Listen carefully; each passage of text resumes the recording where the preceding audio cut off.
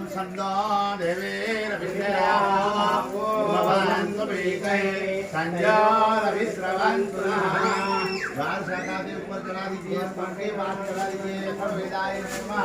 ज्ञानार्थे गन्धात् चतुष्पाणे समर्पयामि।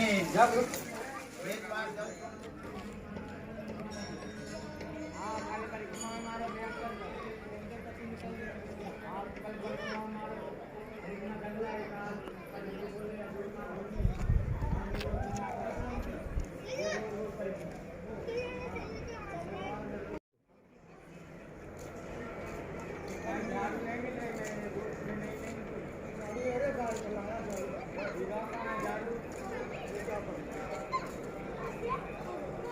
ये जीवन की सच्चाई है भैया।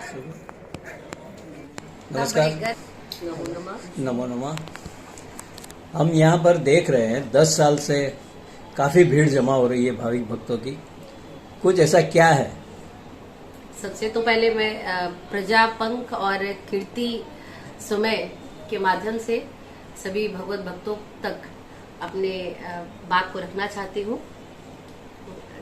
5 नवंबर से 13 नवंबर तक भगवान राम की कथा का सुंदर आयोजन है।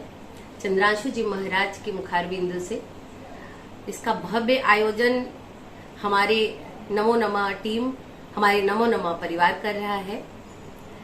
मैं गुरुजी डॉक्टर रमेश चंद्र तिवारी जी की पत्नी प्रतिभा तिवारी, भक्तों के लिए उनकी माँ हूँ, लेकिन उनके लिए मैं उनकी धर्मपत्नी, उनकी भक्त, उनकी अर्धांगिनी हूँ। उनके सोचे हुए सभी कार्यों को पूरा करने के लिए वो स्वयं शक्ति के रूप में विराजमान होकर सभी कार्यों को पूरा करवाते हैं। भगवान राम की कथा का जो सुंदर आयोजन हमने किया है, मैं कह रही हूं तो गलत है, स्वयं प्रभु ने किया है, स्वयं साक्षात गुरु जी ने किया है। 5 नवंबर से 14 नवंबर तक जो सुंदर आयोजन है, 13 तक राम कथा है और 14 को मंदिर की सालगिरह और गुरु जी का जन्म दिवस है।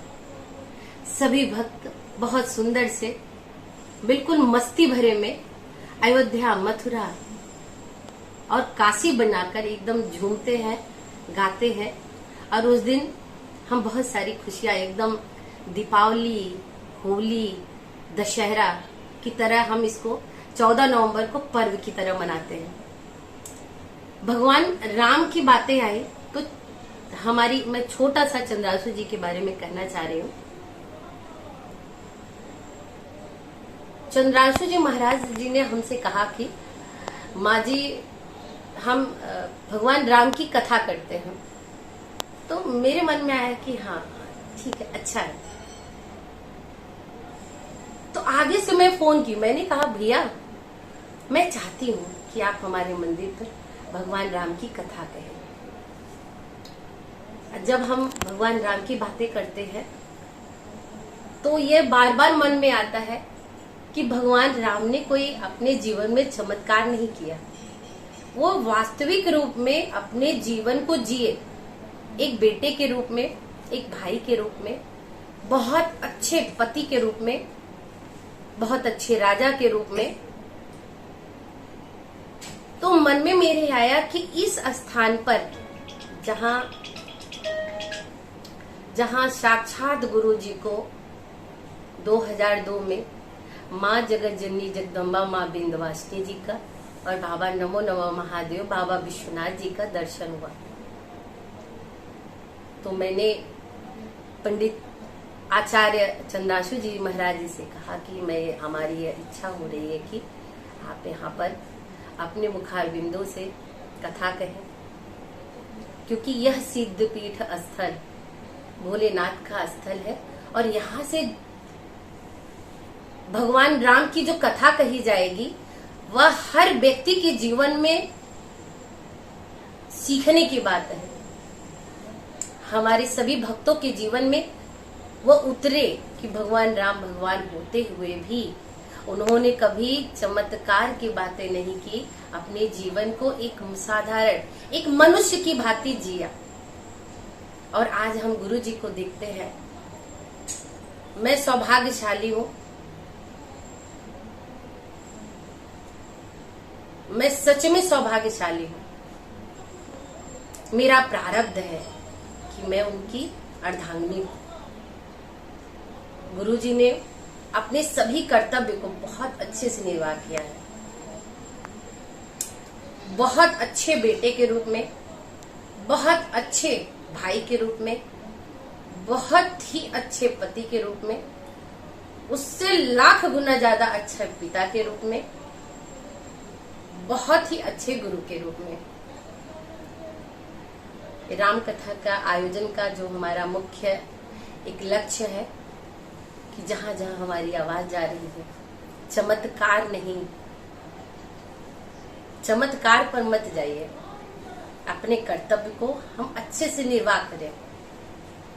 जो हमारी अंदर आत्मा में निहित ईश्वर है, हम अपने अंदर आत्मा से उनको एकदम ऐसे कह सके कि मैं तो ईमानदार हूं।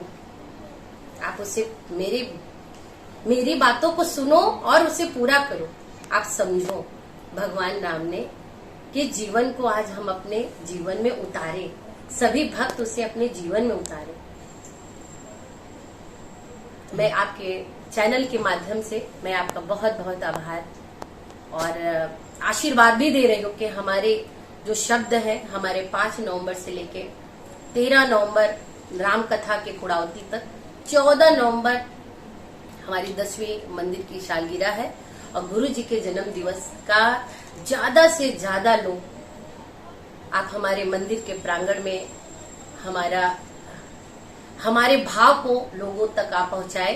कि मैं अपने मंदिर के प्रांगण से अपने भाव को व्यक्त कर रही हूँ कि रोज बहुत सुंदर भाव से चंद्रासु जी के महाराज जी के द्वारा कथा कहे जा रहे हैं।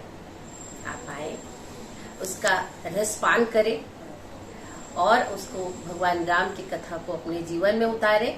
और 14 नवंबर को भव्य भंडारा है, महाप्रसादी है।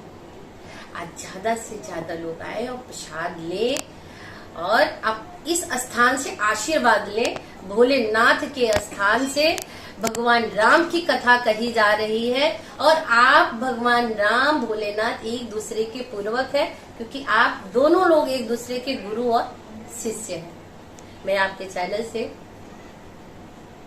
सभी भगवत भक्तों को, सभी माँ बाबा के भक्तों को, सभी भगवान राम जी के भक्तों को यह विशेष हृदय से उनको ये अपने शब्दों से मैं उनको बुलाना चाहती हूँ, कहना चाहती हूँ कि आप इस स्थान का दिव्य दर्शन करें, सिद्धपीठ स्थान पर आए, माँ बाबा से मांगे, उनका बाबा कल्याण करे।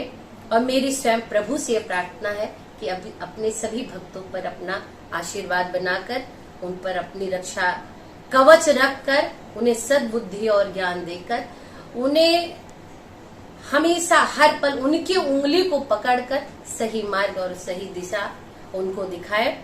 आप सभी भक्तों की तरफ से मैं हो सकता है कि लोग गुरु माँ मुझे कहते हैं, कहीं बातें आई तो लोग कहने लगे कि मेरे नाम बहुत कम लोग जानते हैं। तो गुरु माँ की तरफ से आप सभी लोगों का विशेष, मेरी तरफ से यह विशेष कहना है कि आप लोग भंडारा में अपनी उपस्थिति दर्ज करें और प्रसाद लें। आप सभी लोगों को,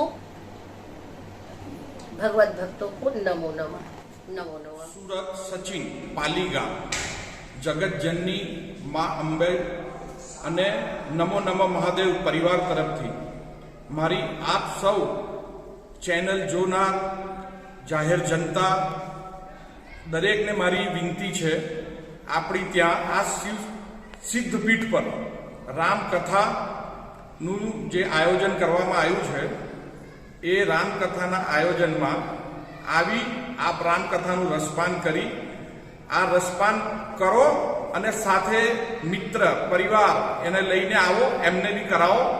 આ રામકથાનો લાભ